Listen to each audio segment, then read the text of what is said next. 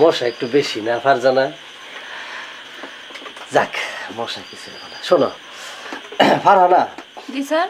তোমারে কালকে পরিবেশ পরিস্থিতি সমাজ থেকে পড়া দিছিলাম না? জি স্যার। আচ্ছা, ফ্যামিলি মানে পরিবার, জি স্যার। পরিবার সম্পর্কে তোমাকে একটা জ্ঞান দিছিলাম, ওইটা পড়তে বলছিলাম। পরিবার সম্পর্কে জ্ঞান, পরিবার কাহাকে বলে বলো তো? পরিবার কাহাকে বলে? মাতা রেহেনা বেগম, হ্যাঁ, আমি ফারহানা বেগম এবং বোন ফারজানা বেগমকে নিয়ে একত্রে বসবাস করাকে পরিবার বলে।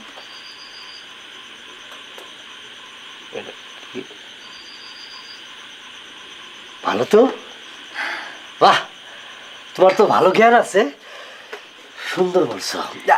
এইরকম হইতে পারে, মনে করো যে মাতা রেহানা বেগম, বোন ফারজানা বেগম, আমি মানে তুমি ফারহানা বেগম, এবং আমাদের স্যার পরিমিয়াকে নিয়ে একত্রে বসবাস করাকে পরিবার বলে। ঠিক বলেছি না? হইতে পারে এরকম। জি স্যার।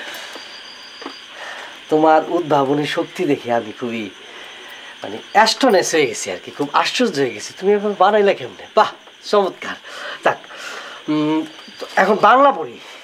বাংলা পড়া তোমার কি দিছিলাম জানো? যাক, বাংলার আগে দুটা কথা বলা দরকার। আমার পড়ার একটা সিস্টেম আছে। পুঁথিগত বিদ্যা তো তোমরা পড়ালেখা করো, কিন্তু পুঁথিগত বিদ্যার বাইরেও কিন্তু কিছু বিদ্যা আছে, বাইরে থেকে জ্ঞান অর্জন করতে হয়, অন্য অন্য বই পড়তে হয়, নেচার থেকে, প্রকৃতি থেকে, তারপর মানুষের দেখে, পশু পাখি গাছপালা থেকে দেখে অনেক কিছু শিখতে হয়।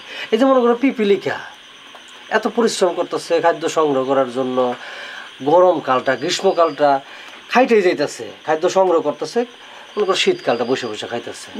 এখন এখান থেকে কিন্তু শিক্ষা অর্জন করতে হবে। যদি সে গ্রীষ্মকালে খাদ্যটা ঠিক মতো মজুত না করতো, তাইলে কিন্তু শীতকালে সে না খেয়ে মরত। তাইলে কি যা পামু তা খামু তা কিন্তু ঠিক না, সঞ্চয় করতে হবে। এখান থেকে কি সঞ্চয় করতে হবে। আবার মনে করো যে মৌমাছি থেকে আমরা অনেক কিছু শিক্ষা গ্রহণ করতে পারি, ঠিক না?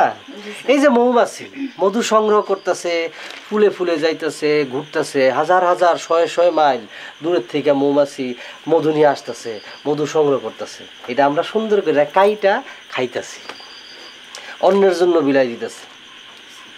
দানবীর, এটা থেকে কিন্তু শিক্ষা গ্রহণ করতে হবে। পরিশ্রমীশীল, এবং পরিশ্রম করলে যে অনেক কিছু পাওয়া যায়, মধু পাওয়া যায়, তারা বাচ্চা উৎপাদন করতেছে অনেক কিছু, এই যে পরিশ্রম করে অনেক কিছু পাইতেছে, এটা কিন্তু শিক্ষার বিষয়।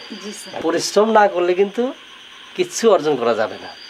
তারপর মনে করো যে বট গাছ, বট গাছ থেকে আমরা অনেক কিছু শিখতে পারি। নেচার থেকে বট গাছ, বিশাল বট গাছ, এখান থেকে আমরা কি শিখি?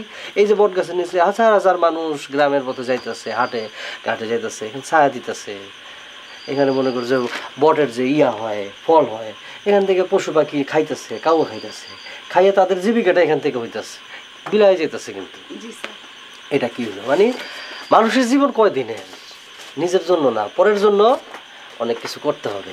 তাইলে সে মানুষ অনেক বছর বেঁচে থাকতে পারবো, পৃথিবীর মধ্যে বেঁচে থাকবো, মানুষ মনে রাখবো। কিন্তু নিজের জন্য আসলাম, আইসা মনে করো যে খায়া লইয়া গেলাম, মরে গেলাম, তাহলে কিন্তু সেটা অর্জন হইল না। এইসব জিনিস জানতে হবে। বই শুধু পড়লে হবে না, নেচার থেকে, প্রকৃতি থেকে, গাছ থেকে, পশু থেকে, পাখি থেকে, কীট পতঙ্গ থেকে দেখতে হবে, দেখে দেখে ভাবতে হবে, ভাইবা শিক্ষা গ্রহণ করতে হবে। হ্যাঁ, তাইলে আমাদের কি করতে হবে? বাইরে বাইরে যেতে হইব, বাইরের মানুষকে দেখতে হবে, পশু পাখি দেখতে হবে। এই হলো বিষয়।